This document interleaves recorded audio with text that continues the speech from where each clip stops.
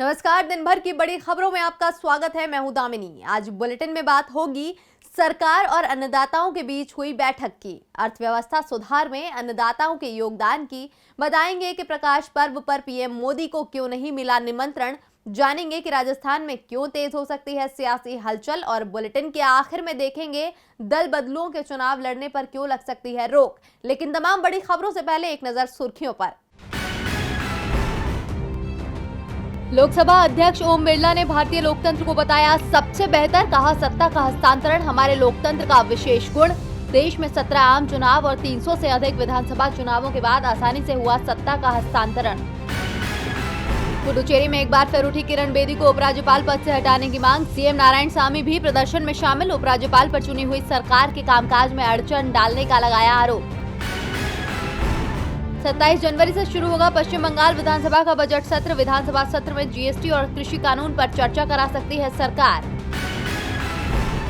Sydney में खेले जा रहे तीसरे टेस्ट में 338 रनों पर समाप्त हुई ऑस्ट्रेलिया की पहली पारी। स्टीव स्मिथ ने बनाया शतक। भारत के लिए रविंद्र जडेजा ने लिए 4 विकेट। दूसरे दिन का खेल समाप्त होने तक भारत ने 2 विकेट पर बनाए 96 रन। और ऐतिहासिक ऊंचाई पर बंद हुआ शेयर बाजार। सेंसेक्स 689 अंकों की बढ़त के साथ 48,783 पर हुआ बंद। निफ्टी 210 अंकों की बढ़त के साथ 14,347 पर हुआ बंद। सुर्खियों के बाद बात आज की बड़ी खबर की। कृषि कानून को लेकर फंसे पेच को सुलझाने के लिए आज एक बार फिर अन्नदाताओं की सरकार के साथ बैठक हुई। बैठक से पहले अटकलें लग रही थी कि सरकार की ओर से अन्नदाताओं के सामने नए प्रस्ताव रखे जाएंगे। कानून को कुछ समय लागू करने से रोका जा सकता है या फिर राज्यों को फैसला करने का अधिकार दिया जा सकता है कि वो चाहें तो इन कानूनों को लागू करें या पुरानी व्यवस्था बनाए रखें। लेकिन बैठक में सरकार ने साफ कर दिया कि कानून वापस नहीं होंगे। बाकी हर मुद्दे पर चर्चा हो सकती है। तो आज की बैठक में क्या कुछ रहा खास, देखिए हमारी ये रिपोर्ट। अन्नदाताओं के साथ बैठक शुरू होने से पहले ही संकेत मिलने लगे थे कि आज की बैठक में कोई समझौता नहीं होगा। कृषि मंत्री नरेंद्र तोमर बैठक में जाने से पहले ही कह चुके थे कि बिल वापस लेने का सवाल ही नहीं है। दूसरी ओर अन्नदाता अड़े थे कि बिल वापसी नहीं तो घर वापसी नहीं। और आज 9वें दौर की बैठक में भी दोनों पक्ष अपनी अपनी बात पर अड़े रहे।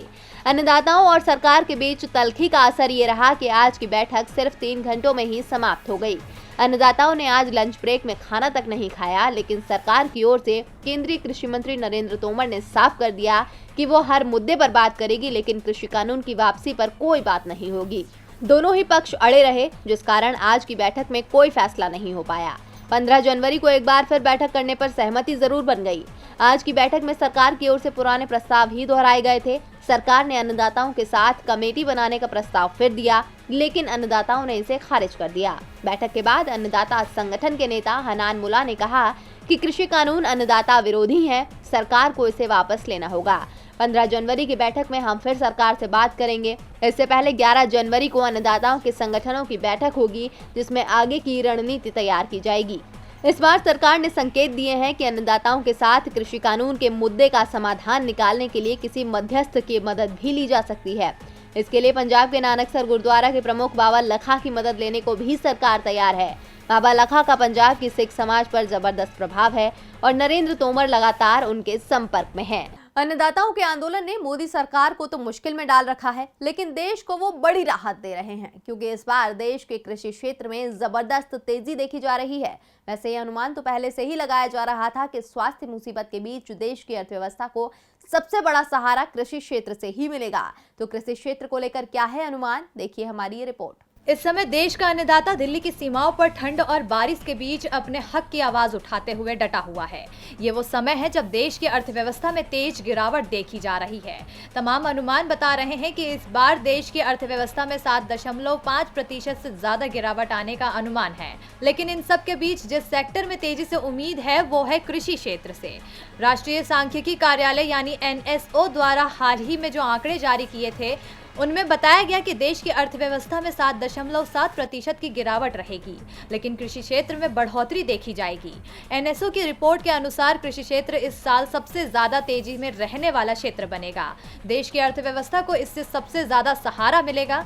एनएसओ की रिपोर्ट में बताया गया कि वित्त वर्ष 2020-21 में कृषि, वन और मत्स्य पालन का वास्तविक सकल मूल्य वर्धन यानी जीवीए में वृद्धि दर 3.4% रहने का अनुमान है। पिछले वित्त वर्ष में भी इसमें 4% की तेजी देखी गई थी। इससे पहले आरबीआई ने भी अपनी रिपोर्ट में साफ किया था कि इस साल कृषि क्षेत्र ही देश की अर्थव्यवस्था को सहारा देगा।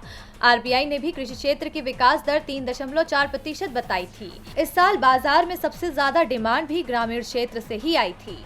कृषि क्षेत्र जीडीपी को सहारा देता दिख रहा है, लेकिन अन्नदाता परेशान हैं। वो कृषि कानून का लगातार विरोध कर रहे हैं। पंजाब में सबसे ज्यादा विरोध हो रहा है और इसका असर धार्मिक कार्यक्रमों पर भी दिख रहा है। इस बार शिरोमणि गुरुद्वारा प्रबंधक समिति यानी एसजीपीसी के द्वारा गुरु तेग बहादुर जी के 400वें प्रकाश पर्व के लिए पीएम को आमंत्रण ही नहीं भेजा गया। इसे लेकर पंजाब की राजनीति गर्मा गई है। तो क्यों नहीं दिया गया पीएम को आमंत्रण, देखिए हमारी ये रिपोर्ट।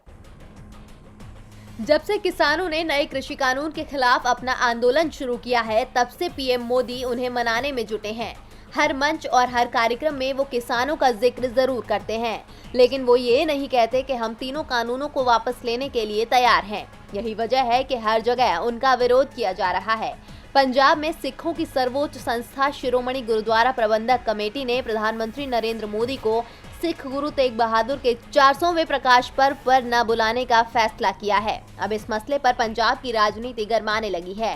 कांग्रेस की ओर से इस फैसले पर आपत्ति जताई गई है। पंजाब के कैबिनेट मंत्री सुखजिंदर सिंह रंधावा ने कहा कि एसजीपीसी का जो भी कार्यक्रम होता है वो साझा होता है। गुरु तेग बहादुर जी भी पूरे देश के हैं। ऐसे में प्रधानमंत्री को इस कार्यक्रम में न बुलाने का फैसला सही नहीं है। जहां कांग्रेस फैसले का विरोध कर रही है, तो वहीं आम आदमी पार्टी शिरोमणि अकाली दल ने इसे बिल्कुल सही करार दिया है। अकाली दल के नेता और पंजाब के पूर्व मंत्री दलजीत सिंह चीमा ने कहा कि गुरुद्वारा कमेटी एक संवैधानिक धार्मिक संस्था है जिसके बाकायदा चुनाव होते हैं। ऐसे में वो किसे बुलाना चाहती है, इस पर तमाम हालात को देखते हुए ही फैसला लिया जाता है।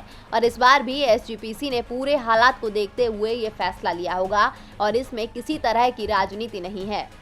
दलजीत सिंह चीमा ने कहा कि कांग्रेस के नेता इस मुद्दे को राजनीतिक ना बनाएं। ये एक धार्मिक संस्था की तरफ से लिया गया फैसला है, जो कि एक स्वतंत्र संस्था है और अपने फैसले लेने के लिए स्वतंत्र है। अकाली दल की तरह ही आम आदमी पार्टी ने इस पूरे मामले में गुरुद्वारा कमेटी के फैसले को सही बताया है। अब इस फैसले को लेकर सियासत तेज हो गई है, लेकिन ये बात साफ है कि कृषि कानूनों को लेकर ही पीएम मोदी का विरोध किया जा रहा है। अकाली दल एसजीपीसी द्वारा प्रकाश पर्व पर पीएम को न बुलाने का समर्थन कर रहा है, लेकिन 4 महीने पहले यही अकाली दल मोदी सरकार में शामिल था। राजनीति में 4 महीने में बहुत कुछ बदल जाता है, सरकारें भी बदल जाती हैं और कुछ ऐसा ही बिहार के जेडीयू विधायक भी दावा कर रहे हैं। उनका दावा है कि जल्दी ही हमारी सरकार जाने वाली है। तो जेडीयू विधायक क्यों कर रहे हैं अपनी ही पार्टी की सरकार जाने का दावा, देखिए ये रिपोर्ट। बिहार की सियासत में लगातार हलचल जारी है। पिछले दिनों जहां आरजेडी के नेता नीतीश कुमार को महागठबंधन में शामिल होने का ऑफर दे रहे थे और नीतीश सरकार को गिराने की बात कर रहे थे, तो अब नीतीश कुमार के विधायक ने ही सरकार को गिरने की भविष्यवाणी कर दी है, जिसे लेकर बिहार की राजनीति में उबाल आ गया है। भागलपुर के गोपालपुर विधानसभा सीट से जेडीयू के विधायक गोपाल मंडल ने प्रेस कॉन्फ्रेंस कर दावा किया कि नीतीश कुमार की सरकार अगले 6 महीने के दौरान गिर जाएगी और फिर तेजस्वी यादव सीएम बनेंगे, जिसके बाद फिर से एक बार बिहार की सियासत गर्मा गई है। इससे पहले गोपाल मंडल का एक ऑडियो भी वायरल हुआ था, जिसमें वे अगले चुनाव में बीजेपी विधायक को हराने की योजना बना रहे हैं। ऑडियो वायरल होने के बाद जेडीयू ने गोपाल मंडल के बयान की निंदा की थी। आपको बता दें कि कुछ दिन पहले ही आरजेडी नेता और विधानसभा के पूर्व अध्यक्ष उदय नारायण चौधरी ने भी कहा था कि नीतीश को गठबंधन में शामिल हो जाना चाहिए। अगर नीतीश कुमार महागठबंधन में शामिल होते हैं तो 2024 के लोकसभा चुनाव में विपक्ष की ओर से प्रधानमंत्री पद के स्वाभाविक दावेदार होंगे और बिहार में सीएम तेजस्वी यादव को बनाना चाहिए।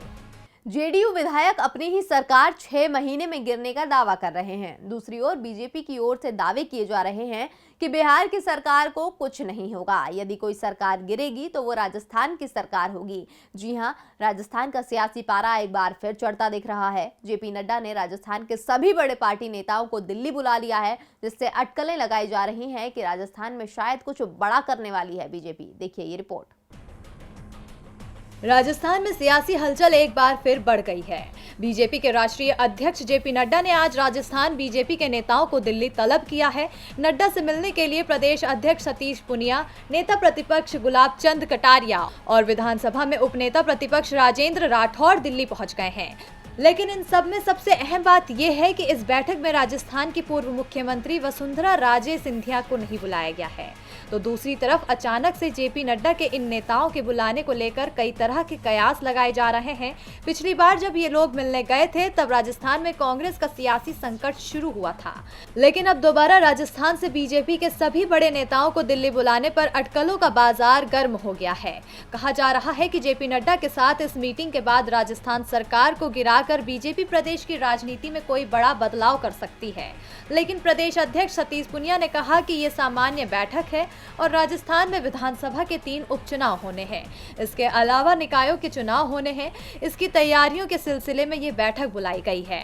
मगर इस बैठक में वसुंधरा राजे को नहीं बुलाने से ये संदेश साफ हो गया है कि राजस्थान बीजेपी की राजनीति में अब वसुंधरा राजे के दिन लद गए हैं। बता दें कि पिछले साल जुलाई में जब राजस्थान के बीजेपी नेताओं को दिल्ली बुलाया गया था तो उस समय राजस्थान कांग्रेस में अफरा तफरी मच गई थी।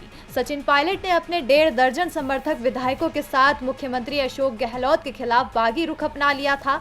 इसके चलते 14 जुलाई को कांग्रेस शीर्ष नेतृत्व ने राजस्थान के तत्कालीन प्रदेश अध्यक्ष सचिन पायलट को बर्खास्त भी कर दिया था। गांधी परिवार के हस्तक्षेप के बाद सचिन पायलट माने, जिसके बाद राजस्थान का सियासी संकट टला था। दिल्ली में राजस्थान के बीजेपी नेताओं के जुटने की खबर से कांग्रेस की चिंता बढ़ गई है। ऐसे चिंता तो कांग्रेस की महाराष्ट्र को लेकर भी बढ़ी हुई है। यहाँ वो सरकार में तो है, लेकिन अपने सहयोगी के साथ उनके तेवर तल्ख बने हुए हैं। शिवसेना की कांग्रेस नेताओं के प्रति टिप्पणियों के बाद अब कांग्रेस ने बीएमसी चुनाव को लेकर बड़ा ऐलान किया है। तो क्या कहा है कांग्रेस ने, देखिए ये रिपोर्ट। महाराष्ट्र की सियासत में इन दिनों घमासान मचा हुआ है। राज्य में चल रही कांग्रेस, एनसीपी और शिवसेना गठबंधन सरकार में टकराव साफ साफ दिखाई दे रहा है। खासतौर पर शिवसेना और कांग्रेस के बीच की तल्खियां बढ़ती जा रही हैं। शिवसेना कभी यूपीए को एनजीओ बताते हुए शरद पवार को गठबंधन का अध्यक्ष बनाने की वकालत करती है, तो कभी औरंगाबाद के नाम बदलने को लेकर जिद पर अड़ जाती है, जिसके बाद से ही कांग्रेस और शिवसेना के बीच की दूरियां लगातार बढ़ती जा रही है। दरअसल मुंबई महानगर पालिका यानी बीएमसी चुनाव का चुनाव 2022 में होना है। बीएमसी में शिवसेना काफी मजबूत मानी जाती है। कांग्रेस का भी यह अच्छा खासा आधार है, लेकिन कांग्रेस और शिवसेना के बीच चल रही तल्खियों के बीच अब कांग्रेस ने साफ कर दिया है कि वो बीएमसी का चुनाव अकेले लड़ेगी। इससे पहले कांग्रेस बीएमसी चुनावों को लेकर एनसीपी के साथ गठबंधन करती रही है, लेकिन महाविकास अघाड़ी सरकार में एनसीपी का झुकाव इस समय कांग्रेस की तरफ न होकर शिवसेना की ओर दिखाई दे रहा है। मुंबई कांग्रेस के नवनियुक्त अध्यक्ष भाई जगपात ने साफ कर दिया है कि कांग्रेस बीएमसी के चुनाव में सभी 227 सीटों पर उम्मीदवार उतारने की तैयारी कर रही है और वो अकेले चुनावी किस्मत आजमाएगी। कांग्रेस के ऐलान से गठबंधन में हलचल दिख रही है। और बुलेटिन के आखिर में बात दल बदलुओं के चुनाव लड़ने पर रोक की। दल बदल करने वाले नेताओं के चुनाव लड़ने पर रोक लगाने के लिए सुप्रीम कोर्ट में दायर की गई याचिका पर सुनवाई शुरू हो गई है। इस संबंध में कोर्ट ने केंद्र सरकार और चुनाव आयोग को नोटिस जारी किया है और 4 हफ्तों में दोनों से जवाब मांगा है। देखिए ये रिपोर्ट। चुनाव से पहले नेताओं के दल बदल का खेल तो आम बात है, लेकिन जब चुनाव जीतने के बाद भी विधायक या सांसदों की निष्ठाएं बदल जाएं और वो दल बदल करें तो उनके खिलाफ क्या कार्रवाई हो।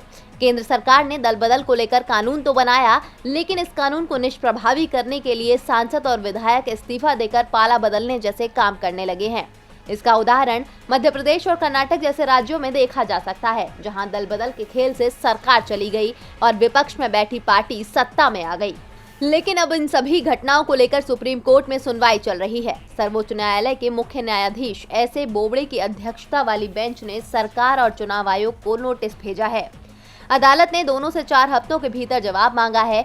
ये याचिका कांग्रेस नेता जया ठाकुर की तरफ से दायर की गई याचिका में 10वीं सूची के तहत अयोग्य ठहराए गए विधायकों को सदन के कार्यकाल के दौरान उसी सदन के लिए चुनाव लड़ने से रोकने की मांग की गई है। जया ठाकुर ने अपनी याचिका में हाल ही में हुई सियासी घटनाओं का जिक्र किया है, जिसमें विधानसभा के सदस्य इस्तीफा दे देते हैं और सरकार गिर जाती है, जिसके बाद वो दोबारा विरोधी पार्टी की बनाई सरकार के साथ मंत्रियों के रूप में शामिल हो जाते हैं।